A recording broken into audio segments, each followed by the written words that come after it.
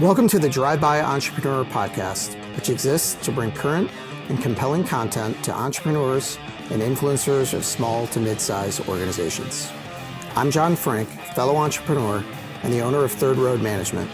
And with this podcast, we will connect with a variety of experienced and dynamic individuals to shed some light on both the art and science of entrepreneurship. Before we begin, I'd like to thank our sponsors. First, my very own Third Road Management, a company that brings fractional CFO services to small and mid-sized organizations by revolutionizing the CFO suite. We'd also like to thank Two Hound Red, a brewery and restaurant located in Glen Ellen, Illinois, that is focused on creating classic, innovative beer and food. And finally, we'd like to thank NWC Media, which provides inbound marketing technology, project workflow management, and efficiency consulting to organizations of varied sizes, who is also the producer of the Drive-By Entrepreneur podcast.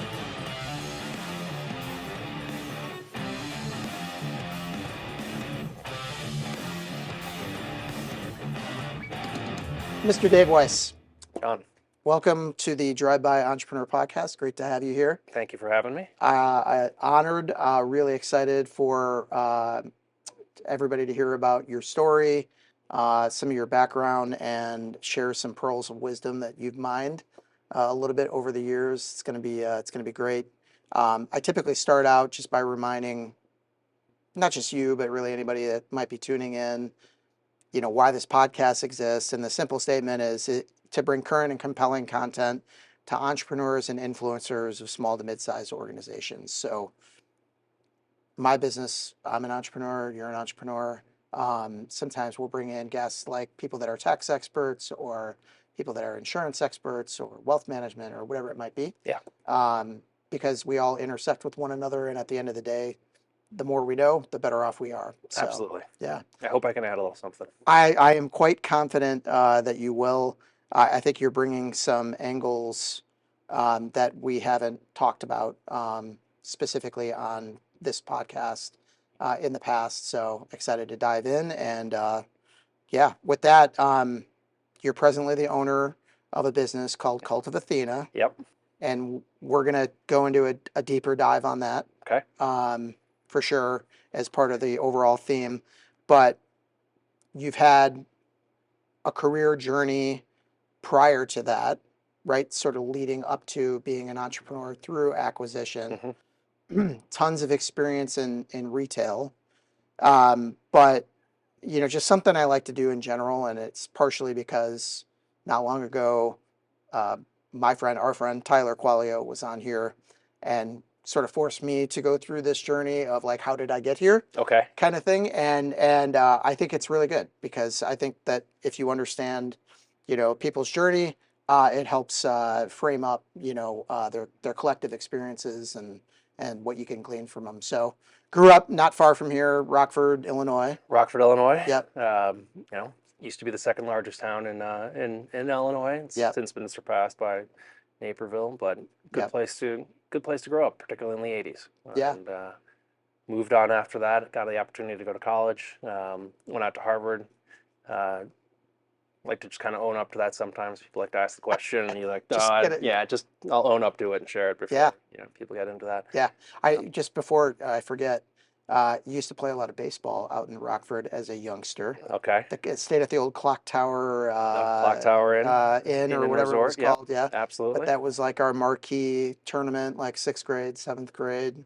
We had a good time out there. Yeah. Well, if you're staying at the Clock Tower, you got a great pool to go jump around in. And if you're playing baseball, not a bad place to do it. So. Yeah, absolutely. Yeah. All right. So school out in Cambridge. Yep. Okay. And then where'd you kick off after that? Well, I was actually rowing crew. So I know this sounds totally Ivy League and snobby and all that kind of stuff, but I wasn't. No, I'm not. Grew up out in Rockford, ended up out there, and I was not recruited. I was enticed by coaches who were there during registration to, why don't you go and try and row? So I was one of like 100 guys that was grabbed to go down to the boathouse and give it a shot. Okay. I had swum a lot growing up, and so it became a pretty easy transition. Ended up rowing all 4 years there, and because of that, I never really got my head around what I wanted to do after college after I graduated, right? I had these far-fetched ideas that I was going to make the Olympic team, which wasn't going to come to fruition in any way, shape, manner, or form. But So you were all in. I was all in. You were all in. Yeah, Got it. All yeah, right. I loved it. It was Yeah. kind of things just clicked, and you're out on the water, and you're working with people, and it's a beautiful thing. So, Anything besides swimming that you did, or just you mean growing up, yeah, or just like yeah? like the leg stroke. I mean, I just got to imagine like the Oh, leg oh, oh, strength and to like help yeah, just I mean, transition. curious more than No, anything else. Just a lot of swimming. a lot of swimming. Okay. That's from the age of 5 to 18. I was in the pool a lot, Okay. and my mom didn't recognize me the first time I came home from college because I hadn't been in chlorine for so long that my hair was super dark as opposed to basically blonde. And she walked right past me in the airport, and I was like, "Hey, mom, it's me." And she had to explain why she didn't recognize me, but I think all that swimming just kind of led into making the transition really easy. Yep. And I had been small growing up, so suddenly I grew my senior year of high school and had a chance to do this, and it was just fun to be good at something like that Yep. and go after it. But how did that affect everything? Well, I hadn't thought about what I wanted to do. Well, I went to the career fair, and I knew the only thing at that time that I wasn't interested in was wearing a suit. And there was only one person at the career fair who wasn't wearing a suit, who was doing the recruiting, and that was the guy from Gap Inc. Okay. And at the time, Gap was, a really cool brand. They had the great advertisements on television. I know a lot of people don't, remember that, or certainly people younger than us don't remember that it was really cool at that point. Um, but they had a great training program. They still have a good training program for people who want to get into retail. Um, and that guy talked to me and said, we actually find a lot of success in bringing athletes into this business. Mm. And so, why don't you come out and talk to us?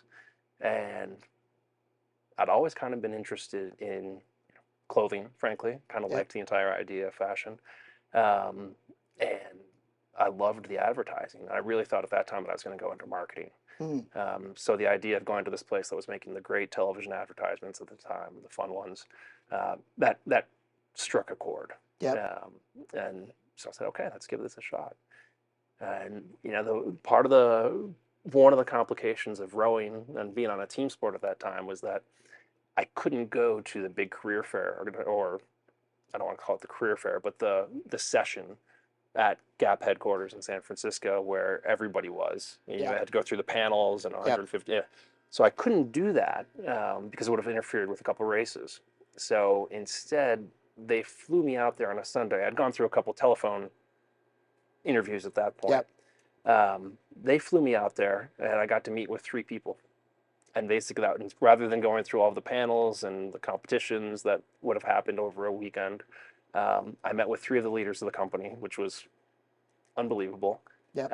There was 3 women who, if I can go through their resumes and be like, holy cow, what were you doing at the age of 21 talking with them? And that's exactly right. I have no idea why they let me do that, but it was Jenny Ming, who went on to be the CEO of Old Navy. She was the one who started the entire brand, really, for Gap.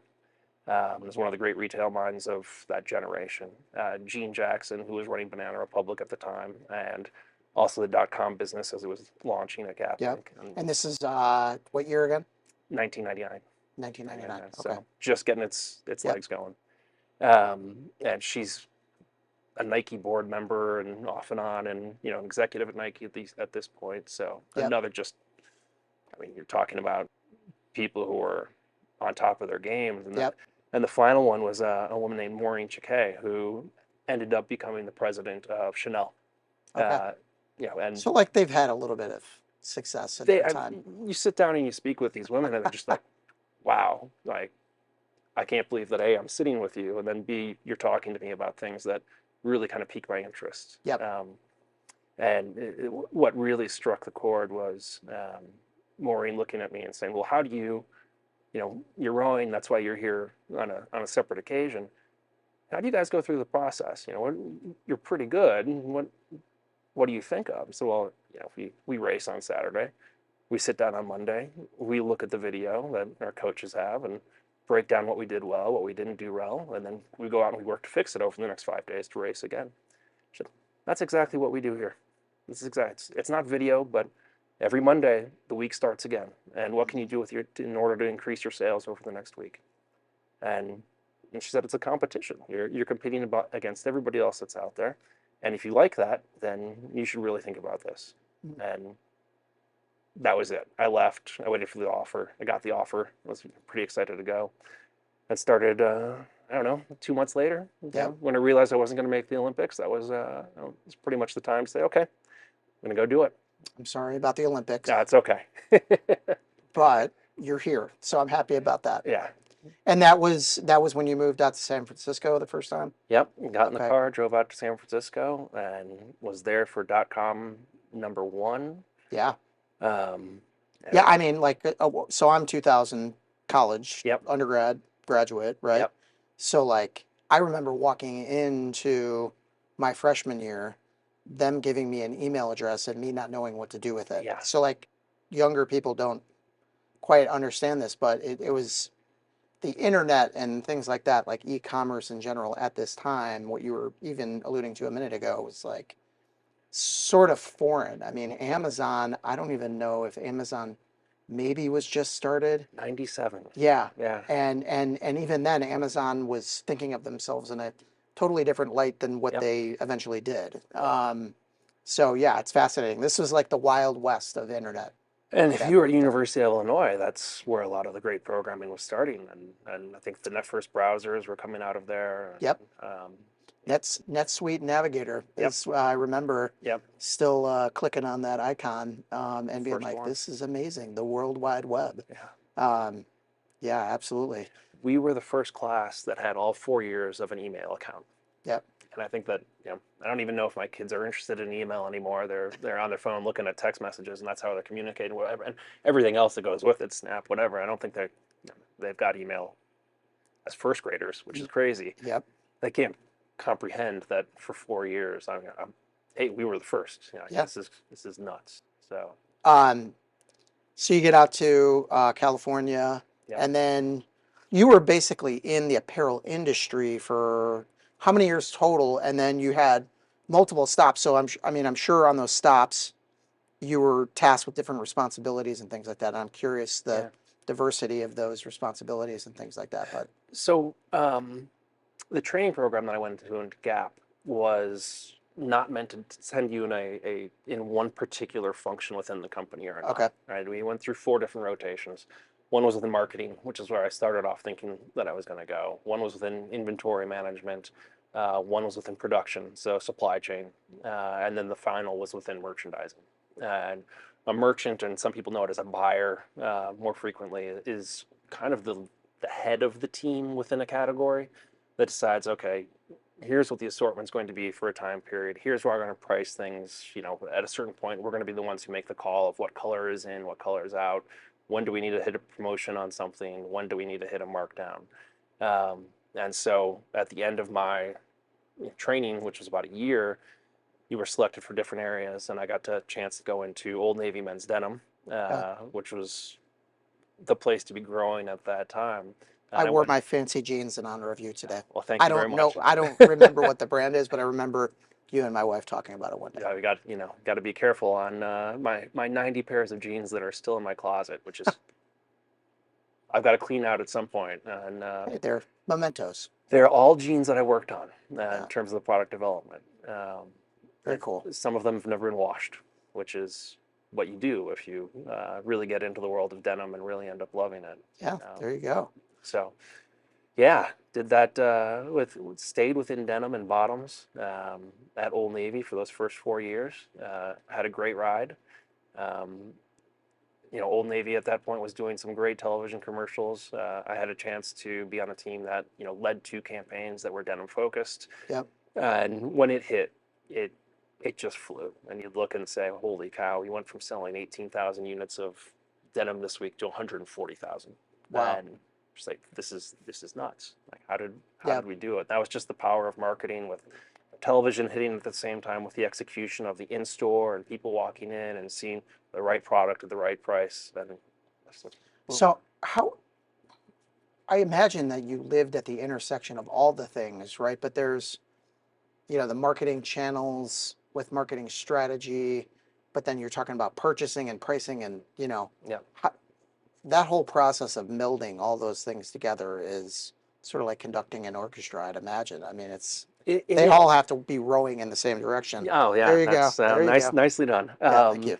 Absolutely. They talked about it as the hub of the wheel, Yep. and all the spokes went out to the different functions, and that's probably used elsewhere in business and in industry, but it was the truth. And my bosses, right? I started off as an assistant, and it's kind of an apprenticeship model where you slowly move up, every year, every 2 years to another rank of authority. But um, you know, my supervisors would be the one who'd be coordinating all of those teams, and ultimately responsible for the P&L of that category. Yep. Um, and that meant that you had to uh, uh, influence and collaborate, because some of the people didn't report to you; they reported into other areas. But you were the team that was responsible ultimately for the revenue and profitability of this or that category within the business. Very Um, cool. and yeah, especially at an age where you're like 23, 24, and you're getting more and more of that responsibility. Um, I don't know, maybe it's a little bit quicker than other places you get that kind of responsibility. Maybe it's not, but it sure felt great to me at that time. So Yeah. it was fun. It sounds like it. And I even remember, even from that time period, like talking about some of the messaging and things like that with Old Navy. Like, I can't think of it right now, but if I saw it, I'd be like, oh yeah, Yeah, it'd be. like I remember that period of time when, that was the advertising. I don't even know what you call it, but like thematic, Yep. thematic window of time where there was a certain style of messaging that they were trying to communicate at that time. They were nailing it. Yeah. They had the right positioning for the brand, which I think is so important. They knew that they were. I can still remember it. We're going to stand for three things: so fun, fashion, and value. Mm. And that meant we were going to have the slightly cool product, or cool leading product, not anything over the edge, because we still wanted to bring in a billion-dollar business. Yep. And to do that, you can't be at the extremes. You have to have some great meat and potatoes. You have to have something that brings people in, and value was the right place to be at that time. If you think about where we are today, where a Ross and a TJ Maxx are the value play for apparel, or Target even, and even still Old Navy. Yep. And so they're doing well at one end, and at the other end, the higher end brands are doing really well. The people in the middle are the ones that are getting killed within the retail section. Mm. And that really started with the idea of Old Navy being, hey, we're kind of the budget option for things that are still cool. So Mm. we're going to respect everybody's sensibilities, say that, yeah, everybody kind of wants to have that look that is hot or that is leading, but we're going to make it accessible. Mm. Lowercase d, democratic look at fashion. And it struck at exactly the right time, and that's still a 6, 7, $8 billion business. Wow. That when you consider that, well, back then had just passed $1 billion or $1.5 billion, so it just Wow. kept on going. And I might have missed something here, but did you say that Old Navy was part of the Gap? Yep. Okay. So the Gap umbrella, at that time, it's expanded a little bit over time, but it was Gap brand, Banana Republic, Old Navy, and today Athleta is a part of that as well. Got it. Um, Okay. so all under one umbrella, all headquartered out there in San Francisco. And the teams you'd get rotated between the different brands, and you get promotions that way as things went on. So, Got it. Okay. And then so right out of the gates, flying flying high, yep, like lightning in a bottle experience, you know what I mean, kind of thing. You come yeah. out killing it. What's sort of the next step along that progression? It was business school, which Okay. is kind of strange in It's some hard to ways. do right when things are going well, right? Right, Yeah, right. right, yeah. It was, but it was kind of a gut check.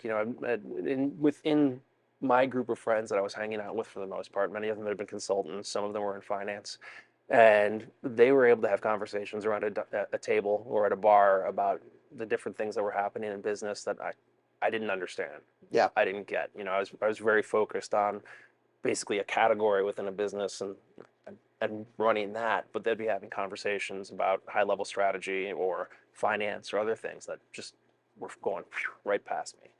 I was like, there's more out there that I can go learn. And that's where the MBA became yeah, I really should consider this, especially if, at some point I want to get into one of these leadership roles, Yeah. and I think I need a little bit more in order to do that. So I was fortunate I had an opportunity to go to Kellogg at Northwestern, which is a great place to go to business school. Sure is. Had a lot of fun. Ended up meeting my wife on a trip during that time period, Okay. and coming back and getting recruited to go to Abercrombie and Fitch. Okay. And also now again in men's denim. Okay. But this time it was a little bit of a twist on things. Abercrombie was doing what Old Navy had done, which was flying. Everything was really a huge success at that time. What we were trying to do was to launch a new concept, and that didn't go so well.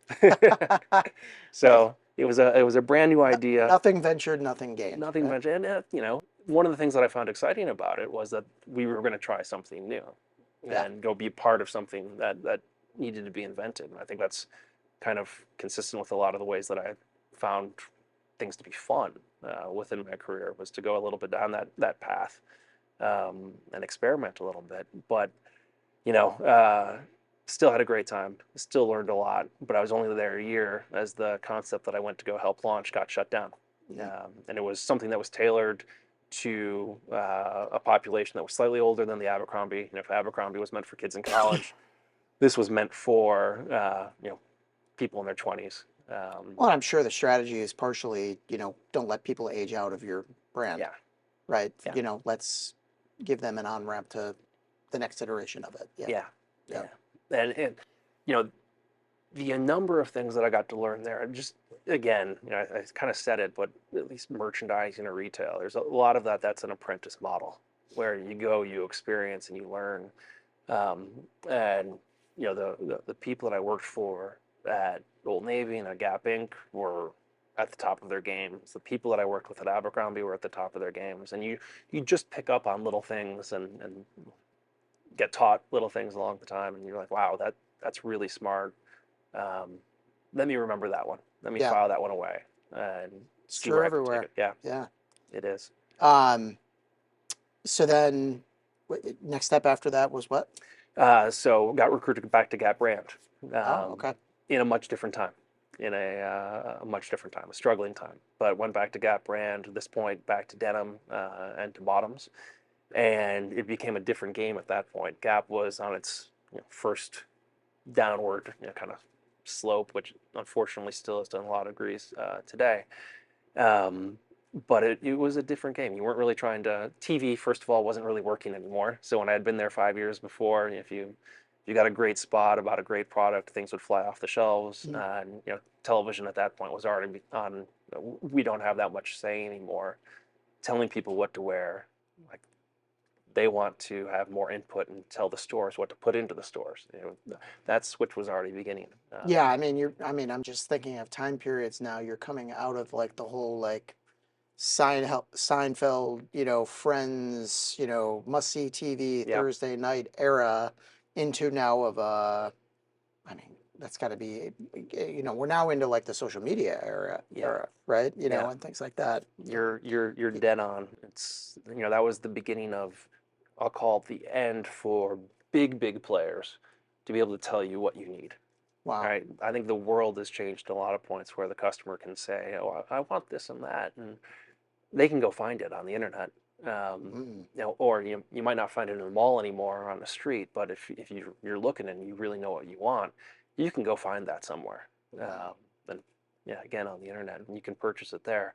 And so that power of the store or of a retail brand to tell you that this is what you need has certainly been diminished, as a result of the spread of the internet, and social media certainly has an aspect on that. And you can look at things like Shein and Temu today, but really Shein, and say that this is all social influencer, social marketing driven, where they're going to capture the information on what's hot, what people are looking at, and then they're going to make it in mass and sell it to people, Yeah. as opposed to making something in mass first and then selling it to people. It's the customers telling the retailer what they want. Mm. And it's a great model. If you can get to that point, that's a happy place to be. Well, and I think, this is me speculating a little bit, but I'm just thinking as a consumer.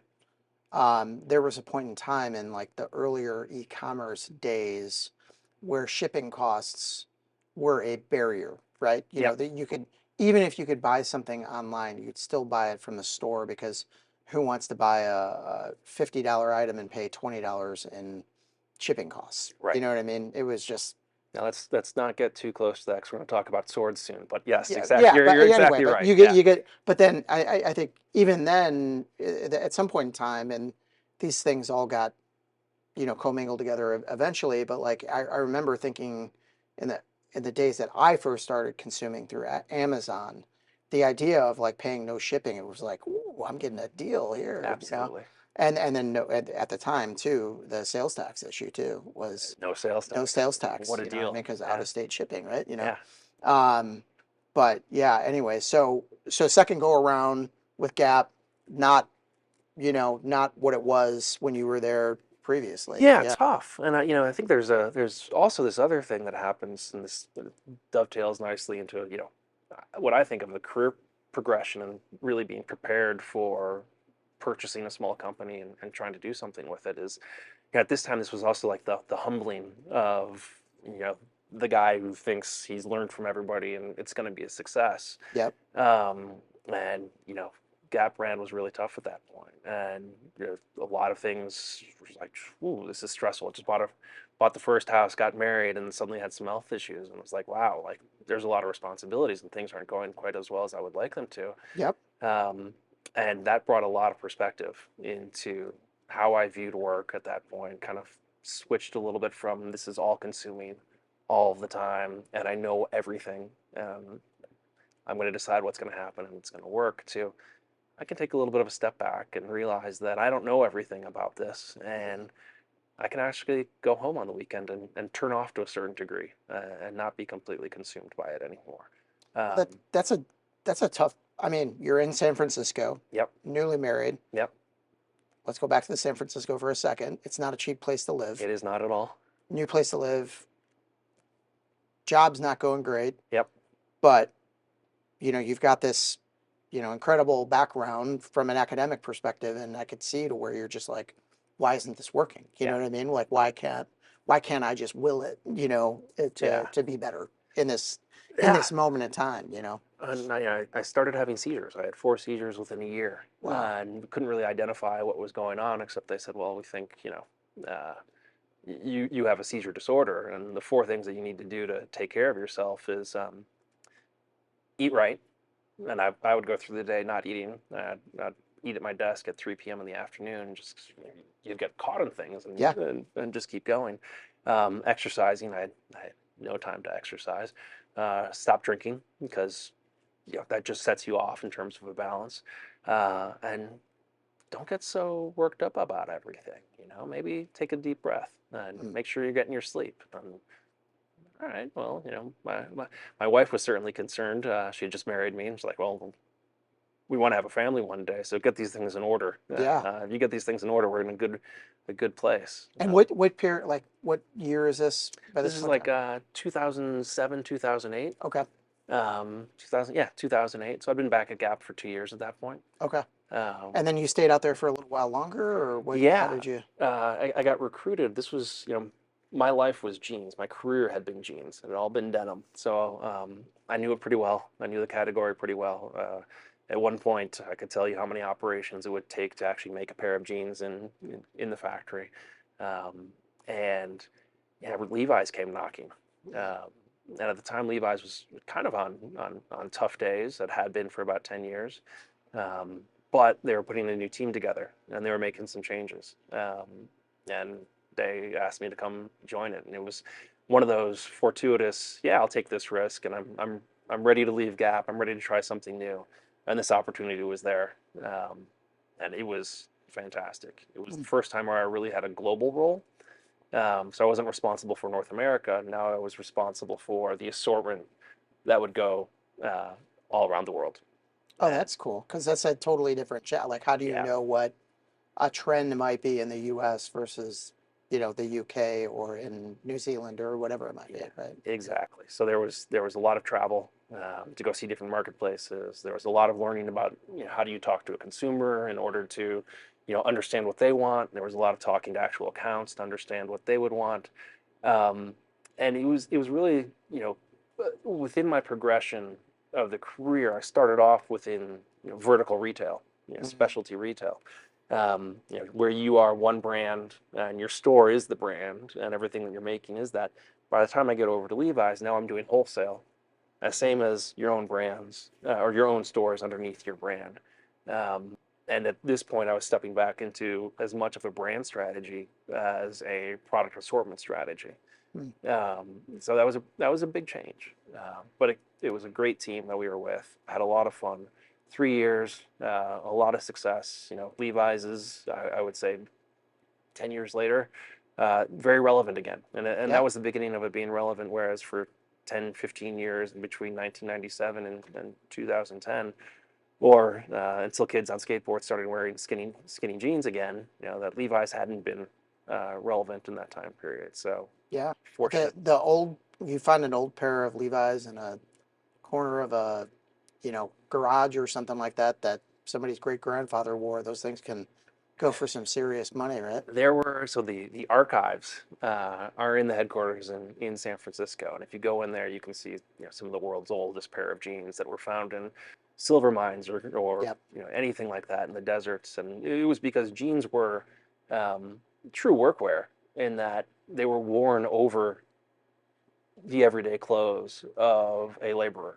Hmm. So jeans would be found in the mines because they would be hung up on the handles in a locker within the mine where people would get changed every day when they came in and out that pull on their jeans over their other clothes, and they would wear that. That's what would get dirty, and then they take them off, and so that's the origins Wow. of blue jeans, and then that's why you can still find, or they could find these pairs of jeans out there that are now worth hundreds, $100,000 or something like that. Wow.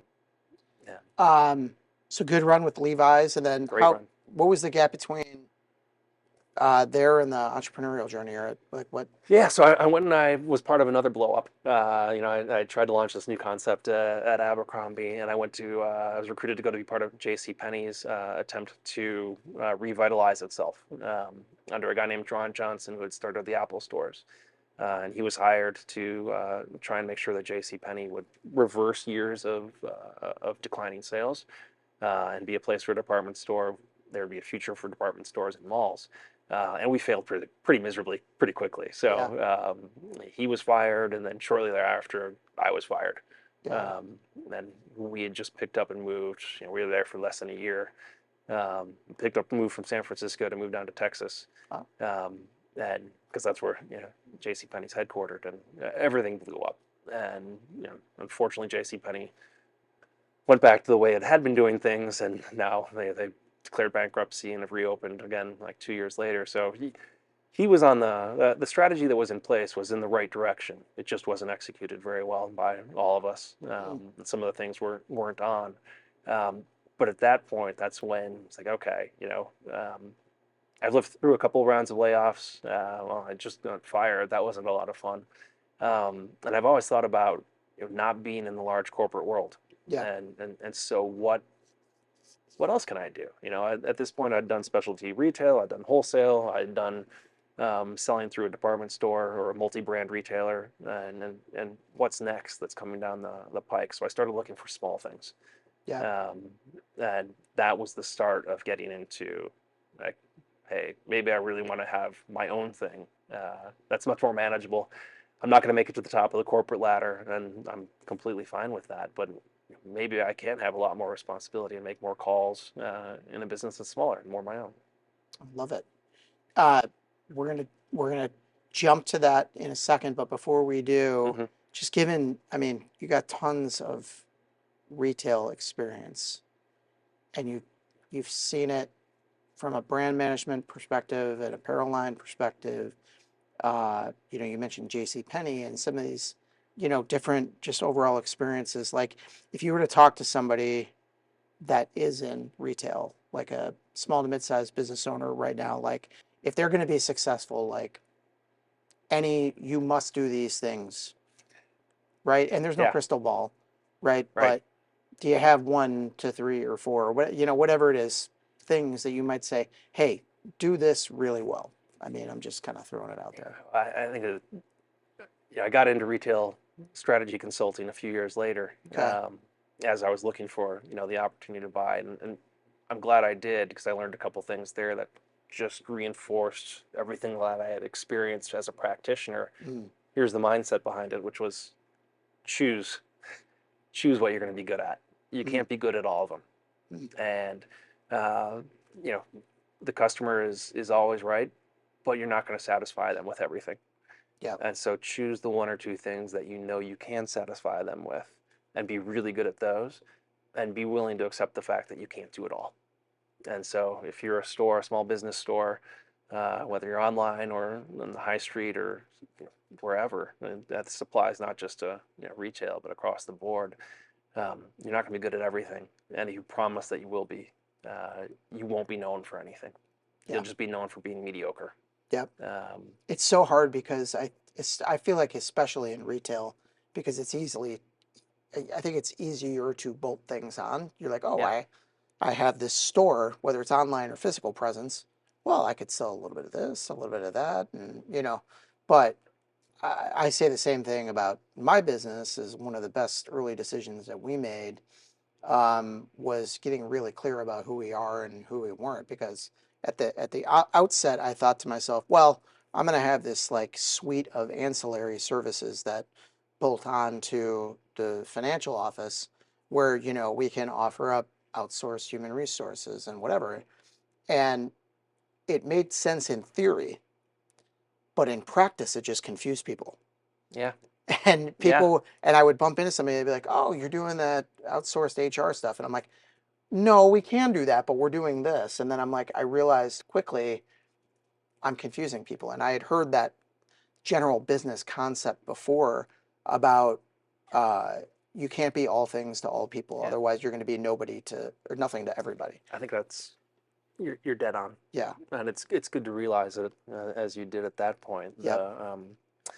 What the way that it was ingrained in me became like if you need to be at the top of the consideration set, and if somebody says I need this, you need to be the first person that they think of, and if not the first, at least the second, right? That's great. Yeah. Um, and if you're trying to do too many things, they're thinking about you for the wrong thing. Yeah.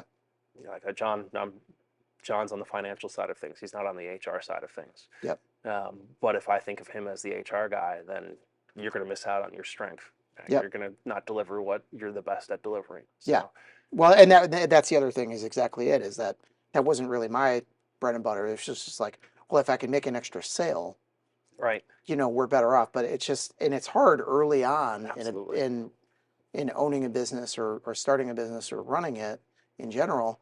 It's hard to say no because every incremental dollar of revenue you feel like you can get is helping, but in the long run, I feel like it actually hurts. Yeah. So, no, it's interesting that you went to that place because I think it's a general business concept that applies not just to retail, but everything anybody in business deals with. And you're dead on. Saying no to a dollar Yeah, is hard. it's hard. When you're a small business, that's really hard. Yep.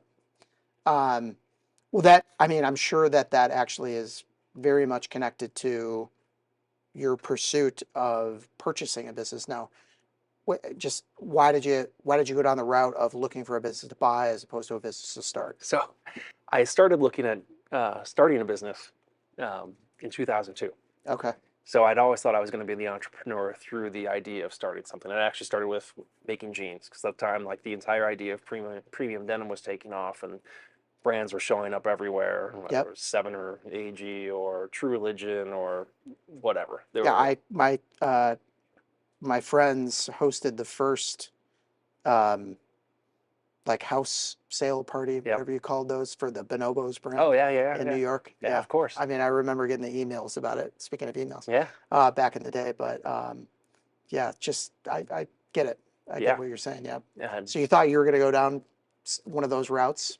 absolutely. And in fact, when Bonobo started, I remember just being pissed. I was like, oh, I should have done that. And I was like, oh, missed an opportunity there. But that was my idea, was that I was going to go down that path and do something. So when I lost the job at JCPenney, it was all one of the things I was still batting around was trying my own. Maybe I go back and I do this denim thing at this point Mm. and try out that path. Um, by the time you're in your 30s and you've got a mortgage and you've got, you know, 2 kids and you're thinking about a third, suddenly starting a business is a lot more worrisome. Yep. And yeah, you overcame that, but you know, I was looking at it saying, wow, I'm going to learn a heck of a lot of new things and I'm starting from zero. And that's overwhelming. Yep. And yeah, I think the entire concept of entrepreneurship through acquisition as a catchphrase Mm. was just starting to take off at that point. And I wasn't sure if that was where I was going to end up going, that was the route where I was going to take. But everything that happened in my career from that point on just kind of led to that being the path to go down. Yep. Uh, I don't even know that it was a concept yeah. not that long ago. I mean, I first heard about it. We actually had clients that got, the email or the actual mail delivered to them Yep. saying, "Hey, I'm in business school. I'm pursuing entrepreneurship through acquisition. I'm looking for my first business to Yep. buy.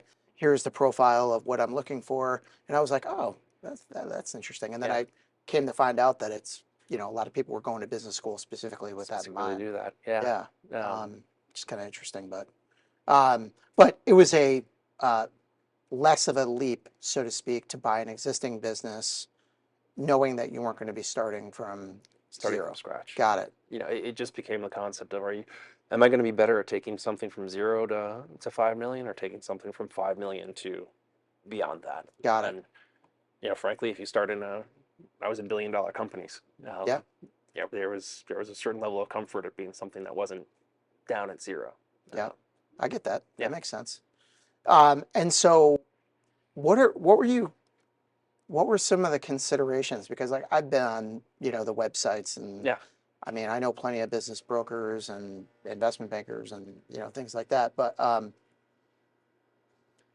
it's hard to even know where to start at times. Yeah. Because there's so many different things that you could get into. Uh, they all look like good ideas to some degree, except for a limited amount. Um, there's different ownerships, there's, locations, there's products, there's price, right? Not only is there price, but there's terms, like how is the deal structured?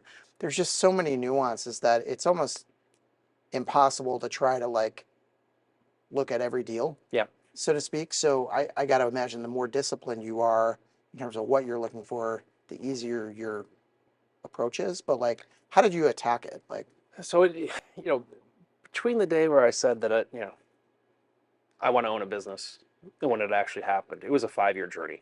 okay, And the first 4, I would say, were gaining knowledge and exploration. And the 5th was hunting. And now's the time. yep, And a lot of things have to come into place for that to happen. I think um, circumstances always have to be the right ones. And I really got serious about this during COVID, and it was actually a good time to be looking for things, and people were kind of interested in moving on in some cases in terms of it's ready to sell, or it's time for me to sell. And so I was fortunate, and also my consulting practice kind of went. We weren't traveling anymore. It was hard to go do sales pitches. People weren't bringing on consulting firms at that point, yep, so they weren't starting new projects. Well, a little quiet. I got some time. Let's really go yep, after this. So, the starting point, though, that entire, hey, what are you thinking of doing? What kind of business are you looking at? My first step was really just to take in as much as I could without any filters. Um, and so I looked at franchises. I talked to franchisors, and I talked to franchisees, and then I looked at um, all types of businesses. I think HVAC has been one that yeah. There's a ton of they're, activity they're there. yeah, the HVAC, landscaping, and these are all things that I was looking at when I first started. Um, and what I kept on coming back to was like, these are great businesses in a lot of ways. What can I possibly add? And that was the question. So, well, you know, um, I had a lawn mowing business when I was growing up, but that's not going to make me great at, that's not going to make me a great at running a landscaping business. Yeah, And yeah, that kind of led the consideration back to, okay, well, what can I bring, and what kind of strengths do I think I should bring? And that really became, maybe it took 2 years to come to that realization. And then at that point, you start meeting brokers. You're like, okay, well, let's start getting some businesses. And then there's the consideration, do you want to move or not? And we were absolutely, no, we don't want to move. So, that throws another filter in. Now we got to look in the geographic area. Um, and you just get more and more comfortable and more focused on the things that, make sense to you. Mm. And by the time I got down to actually getting to the last stages, it was like, okay, here's the 4 filters, and the business needs to meet all of those in order for us to do this. Yeah. Because if you start your own business, there's a ton of risk in doing that. And I wasn't looking to go out and raise any money. Yeah. People do that, and particularly 10 years ago, a lot of people were doing that with different types of ideas. I wasn't really looking to do that, and so the 4 filters would have been. so it was geography, Yep. and then it had to do with things that I felt comfortable with, and so Okay. I wanted it to be retail. Okay. Yep. And so and from there it became geographic, e-commerce. I know I'm not great in the store environment. I've worked in stores. I worked in stores during my Gap days. I didn't love it. Yeah. I didn't love it. So if you're going to do something, you might as well do something that you actually really like. Yeah. So like, okay, well, retail, that's going to be tough, but e-commerce, that lets me do the things about retail that I really do like doing. Yep. Which gets back to all the products and the pricings and the strategy sourcing. So I knew it needed to be geographically relevant. I knew that it needed to be with e-commerce, and I knew that I wanted it to be a niche, because my experience in the world of blue jeans was there are people called denim heads who know everything there are about blue jeans and will only wear specific types. They will get on forums online and they will argue and argue and argue forever about what makes the perfect jean and why this jean is better than that jean and why this brand is relevant and this one's not, why this denim is, and I'm calling it jeans. They would kill me because it's denim to them, right? And that was the idea. Well, I knew how passionate those people were, and I had been one of them, and they would spend hundreds of dollars on jeans, and they'd have a closet of 90 different pairs of jeans. And there's something about knowing if you can tap into that audience, and connect them and have the authority to deal with them and respect them, you can really find something that's lasting. And so I knew I wanted that niche, and I knew I wanted that passionate audience. And because with those two things, I thought that we had an opportunity then to be more Amazon proof, which was like the fourth. It was like, how Amazon proof can you be with whatever concept you're getting into? And so those were the filters that I was looking for. Got it. And that's where the search kept on getting narrowed and narrowed down. But I looked at over 100 different, I'm sure. books to say, oh, this is, and it took a while to get down to. Each time you'd go through it, you'd say, it's not quite right for this. Well, it's good that I think it's really good that you were disciplined about it because, like, even like, I mean, I'm not in the market to buy a business, but like at times I've like thumbed through the websites and things like that and looked at some and be like, I could do that. I could do that. I could do that. And it's like, yeah, you can, but should you? Right. You know, like, and so saying no to a lot of those things at the end of the day probably really, served you well. Oh, I'm in glad terms I of did. Yeah, exactly. There's Right? a couple that I look back at. If you know what you want to do, there can be some impatience to it, I'd imagine. So like having the discipline to be like, no, it's not right, it's not right, it's not right. Something's going to come along, something's going to come along, I think is really important for somebody to hear that might be going down that same road, And I thought the other thing that was important was not having a rosy view of, this is going to keep working just because, I can paint the picture in my head that the sales are going to keep going like this, and the revenue is going to keep on going like this, and it's just going to happen because that's what's happened. And that kind of honesty as well was, to me, was important because I knew ultimately, we were using savings in order to purchase the business plus a personal guarantee and an SBA loan. Yep. And in order to make that happen, I needed, my wife, my partner, my support to sign off on it. Yep. And if she wasn't going to sign off on it, then it wasn't going anywhere. So I knew I needed to have it ticked and tied to really pass that test. Very good. And the business you bought, Cult of Athena. Yep. Now, so let's dive into what the business is. But when did you close on that purchase? On November 20th, 2020. Okay. All November right. So it's 20th, been 2020. a little bit over 3 years. Yeah. And tell me first about the business Yep. and what ultimately checked the right boxes for you based upon your Yeah. search. And then I'll follow up Yeah. after Great. that. Yeah.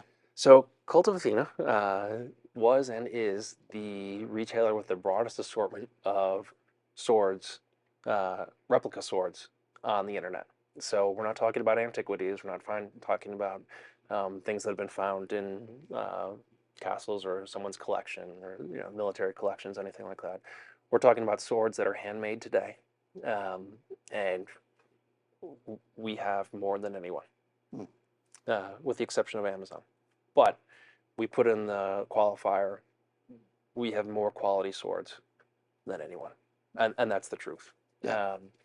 We were fortunate. The gentleman that started the company, the couple that started the company, had really built a good reputation for being honest with their customers, for going through quality checks in terms of what they sent the customers, making sure that rather than being a drop shipper, the inventory would come into the warehouse, the team would check it out, make sure that it wasn't rusted, make sure that the description of the product on the internet matched back to the actual item. And we're talking about handmade items here, so Yeah.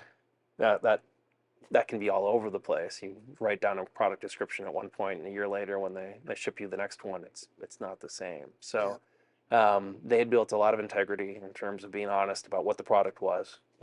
We still have the policies in place where if something isn't quite to what we consider the standard of that maker, of that manufacturer, we'll call up and say, hey, we think this is second quality.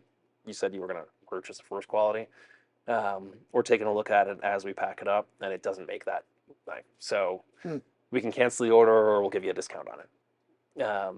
But those are kind of the options. Wow. And yeah, the community respected that. Yeah. And so it built a lot of authority in terms of we're also the trusted person to come to. And with that trust, we gained access to a lot of the makers out there that are, I'd say, better to exclusive in terms of what they sell. I mean, the most beautiful sword. Like there's a reason why there are swords in the great art museums around the world. Yep. And armor, they can be really beautiful when made properly and by the right craftsman or craftsperson.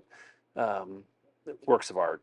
Yeah. And the best ones in the world are willing to sell through us. And the only two places they'll do that is on their own website or in their own store, and through Cult of Athena.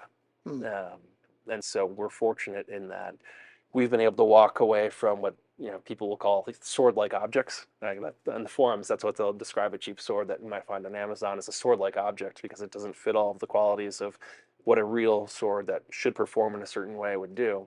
Yeah. Whether it's the balance isn't right because the weight's off, or the shape just kind of was made up, and the dimensions of the geometry of the blades are off.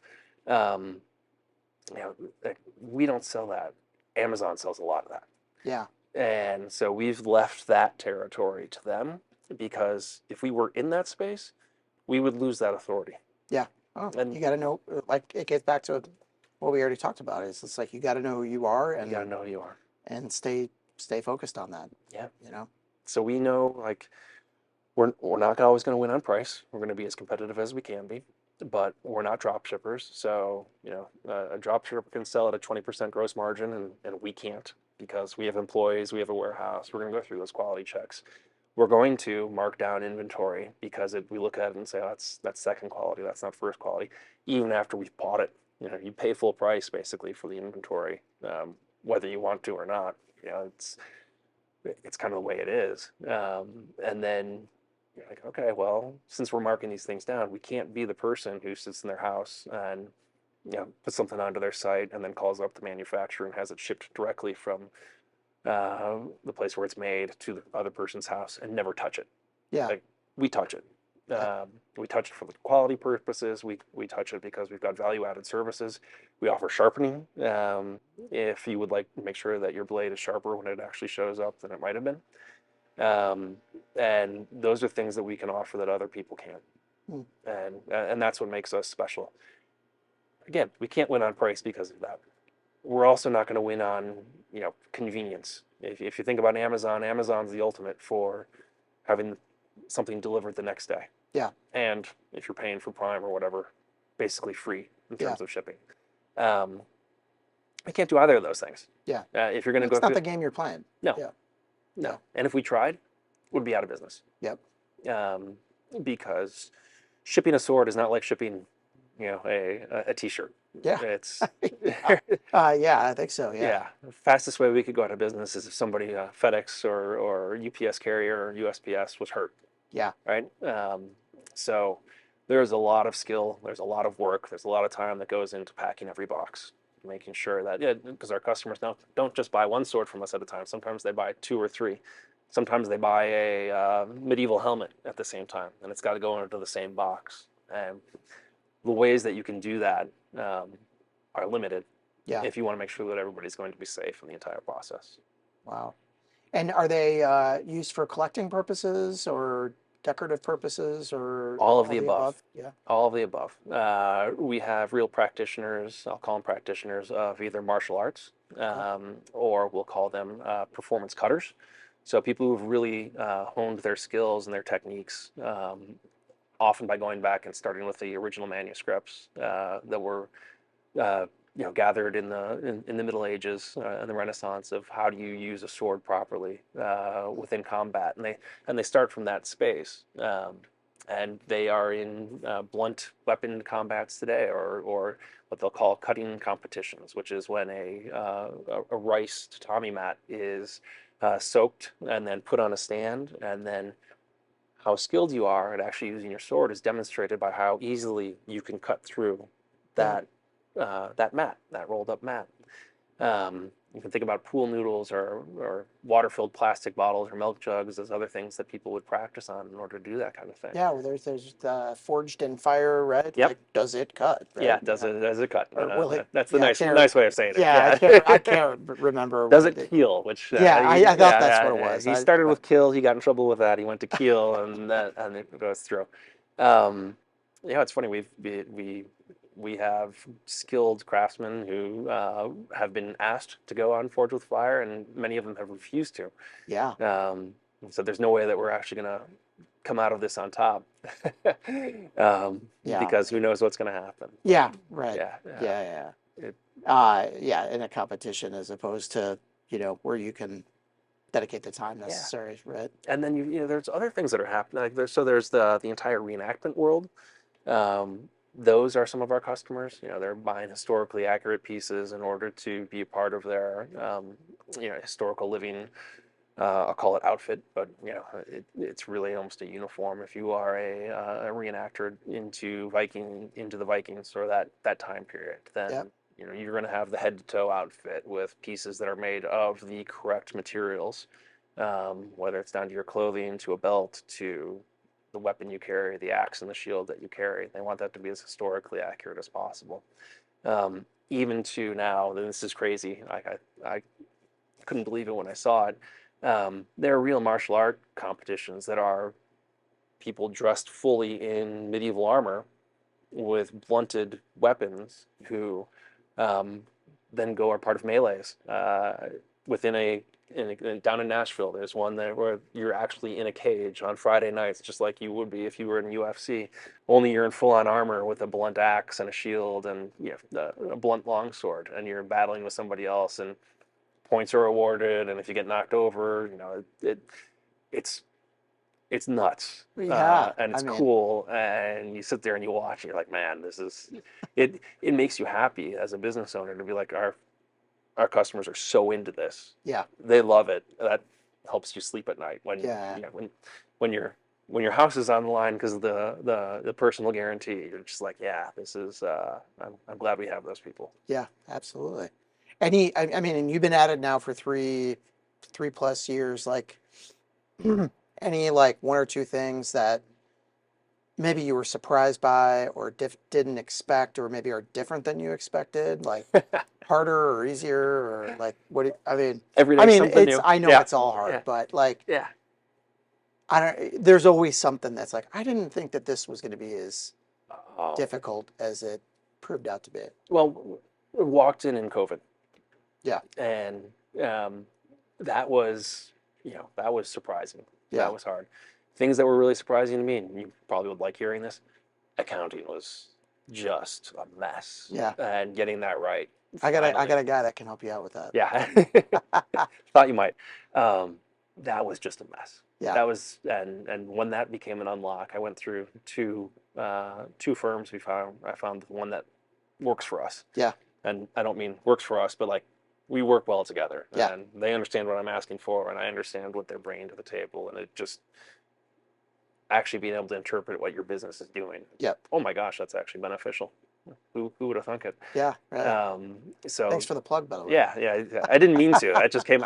It was that painful, Yeah. right? Oh, I know. I see it all the time. Yeah. Yeah, you just feel like you're sailing blind, and Yeah. then okay, well, all right, now I have some confidence in these actual numbers. Yeah. Now You I can can make make decisions, right? yes, You know, like, oh, that's not working. We need to tweak it. We need to change it, you know? Yeah. absolutely. Yeah. That was the key, or that was one of the keys. I think the other ones are just piece of advice I was given and that I brought to the role was that you know don't walk in there thinking you know everything. Yeah. Because there's somebody in our case there was someone there who had run the business for 20 years Mm. and taken something from zero to $5 million in revenue, and I would never have been able to do that. Yep. And I wouldn't have been able to do that in that category, in that sphere with those customers. Would have failed miserably. So your first year is just learn, and I still learn today. It's Yep. just okay. What do our customers? Do they accept that even? Like, is that something that they'd be okay with? How does Yep. the community feel about this? How do the people who supply us feel okay with this? And internalizing that, and then also listening to your employees. I think a few of them have been like, "I wish you had waited to do that." And like, yeah, I probably should have waited a little bit longer before we did that. Yeah. In this case, it was I forgot the most important filter in this case, which was there opportunity to grow? Was there opportunity to do more with the business? And in our case, there was. The website really hadn't been updated in about 15 years. Mm-hmm. And a lot in the retail world had changed Yeah. between 2005 and 2020. So, search engine optimization wasn't in place, an easily navigatable and shoppable website wasn't in place. And those were things that I thought I could bring value to and really help the business grow. But everything else, that was going to be a learning experience. What Yeah. we did though was the previous owner, the seller, had gotten the new website to 90% done, Mm. and he just was like, I'm not finishing this. This is Couldn't get it across. yeah, the finish COVID hit, and I'm not going to get it across the finish line. And so one of the enticing things about the opportunity was that, well, one of the key things I want to do is 90% done. So let's just get it over. Yeah. I liked what you said about gleaning as much information from that person that had started it Mm-hmm. as you could, because I mean, clients that we have that are considering maybe going down the road of selling a business, I always say the same thing, like, just be ready. It's super emotional. There's going to be changes at the last minute. Like, you got to be committed to it. So you got to know why you're doing it and look through it through that lens Yep. and embrace the fact that it's not going to be easy, that it's going to be messy, Mm-hmm. and you're going to get to the finish line and you're going to feel like you've been beat up. And then the next day you're going to be happy that you closed, kind of thing. It was So it's good that it sounds like you maintained, a bit of that relationship, or at least you took advantage of some time that you had available to learn from that person. We definitely had time in the contract. Yeah. Which was like, you were going to help me out for this time period. Yeah. And everything you described about the closing is dead on, which is this really going to happen? And Yeah. then, wait, was that understood by both of us when we talked about it through and in the initial contracts or talks about the contracts and seller's agreement? And then lawyers get involved. Lawyers get involved. And people get emotional about it. Yep. it wasn't exactly what they thought it was going to be, and all Exactly. that. And that's not what I meant. Let's talk. Yeah. Yeah, it's complicated. Yeah. And you sit there, and if you've put together your bullet points, so like this is why I'm doing it, and this is what I'm looking for, and this is where my comfort level is, then you get to a point where you're like, okay, I'm not overcommitting. I'm not giving up too much as we get to the close. I'm not putting myself in a bad position in order just to make this happen because we put all of this work into it. I think that's really easy. Yeah, Yeah. I'm sure that's a common mistake. Um, but that kept us on the right path. And that's how we were able to do it. I think the other thing I was the second LOI. Mm. So the previous one had fallen through, which I think also helped the process. It was, the seller had already been through one potential exit, and it fell through. And then 3 months later, I showed up, and I think possibly without that first experience, we wouldn't have been able to get the deal done on his second try. Yeah. I think I think that I don't know what exactly went wrong with the first OLI situation, but cooler heads need to be prevail in Hmm. some ways. I mean, you need to have the guardrails up. You need to be disciplined. You need to not make bad decisions. I think on either side, but there's just that emotional component that last, let's call it 15%, because it feels a little bit more than 10, but it's not 20, Yeah, right? yeah, That's like, I feel like the emotions can tilt one way or another, and as long as you're sort of like disciplined about it, this coming from a guy that's never sold a business or bought a business, but I've just been around it enough you've seen it, to see, like, hey, let's not make a huge issue out of that one little thing, because if you look at in the grand scheme of things, this is not a bad situation here. right? Um, very good. Well, I mean, this is awesome. This is exactly what I was hoping to dive into. I learned a ton Great. from just chatting with you, and I think people will really enjoy it. So I hope thanks so. for doing this. I always have three final questions. Yeah. Um, I modified yours Okay. slightly. Instead of rock and roll bands, we're going to do movies. Yep. Top three movies of all time, and they can't be about rowing. Yeah, that's fine. That's not a problem. They're usually very bad. Yeah. It's hard to make a race look exciting. Yeah. But Jaws, Jaws. Oh, easy. it's water though. It's water, but sorry. Yeah, and there's an attack in a rowboat. I hadn't thought about that portion, but I think that's just a fantastic film of storytelling. Just Yep. well done. My favorite. My favorite of all All time. right. Probably Usual Suspects. Oh, I love that movie. Yeah. Great movie. And then Yeah. Bill and Ted's Excellent Adventure. That one it snuck up on me, Yeah. but I do love that movie. Get your kids to watch it. I've done it. I've done it a couple years ago. Yeah, Sat them down on a Friday night or something like that, and I'm like, hey, during you COVID. know, yeah, oh, yeah, Yeah, probably during yeah. COVID, yeah.